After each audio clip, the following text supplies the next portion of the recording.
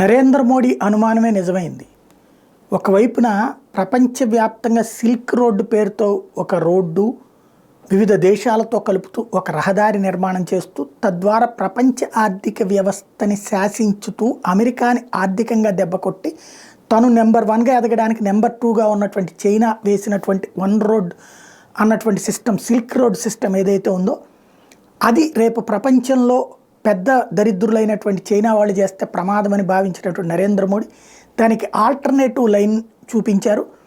అదే road come అదే rail cum see system, అంటే సముద్రాల లింక్ ఒక దేశానికి ఒకటి, తద్వారా దానికి మధ్యలో రైలు. అంటే ఫర్ ఎగ్జాంపుల్ మనం ఇక్కడి నుంచి రైల్లో తీసుకెళ్ళి సముద్రం దగ్గర పోర్టు దాకా పెడతాం, అక్కడ పోర్ట్ నుంచి నెక్స్ట్ పక్కన ఉన్న దేశానికి పోర్టు వెళ్తుంది, అక్కడి నుంచి పక్క దేశానికి రైలు ద్వారా వెళ్తుంది. అంటే రైళ్ళు ఉన్నటువంటి చోట్ల రైళ్ళు లేకపోతే పోర్ట్లు, తద్వారా ఈ రోడ్డు కాస్ట్కి సగం కాస్ట్తోనే ట్రాన్స్పోర్టేషన్ అనేటువంటి మార్గం. అది కూడా అరబ్ దేశాలు యూరప్ దేశాలు లింకప్.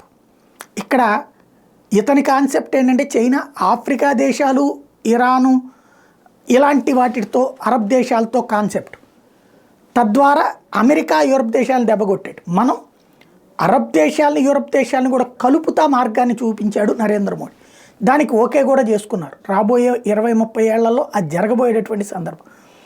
దాన్ని దెబ్బ కొట్టడం కోసమే ఇజ్రాయెల్ మీద హమాస్ దాడి, అంటే ఈ గ్యాప్ సృష్టించాలి అరబ్బులకి ఇజ్రాయెల్కి, ఎందుకంటే ఇది ఇజ్రాయెల్ నుంచి పోతుంది, అరబ్ నుంచి కూడా పోతుంది అని అనుకున్నదే. అదే ఇప్పుడు జరిగింది. మొన్న మధ్యనే ట్రంప్ అరబ్ దేశాలకి ఇజ్రాయెల్కి మధ్యన సంధి కుదిరిస్తే ఇప్పుడు గాజాకి సొల్యూషన్ లేకుండా, పాలస్తీనాకి సొల్యూషన్ లేకుండా మా బంధం మళ్ళీ ఏదైతే మార్చుకుందాం అనుకున్నామో అది సాధ్యం కాదు అంటూ సౌదీ అరేబియా ప్రకటించింది.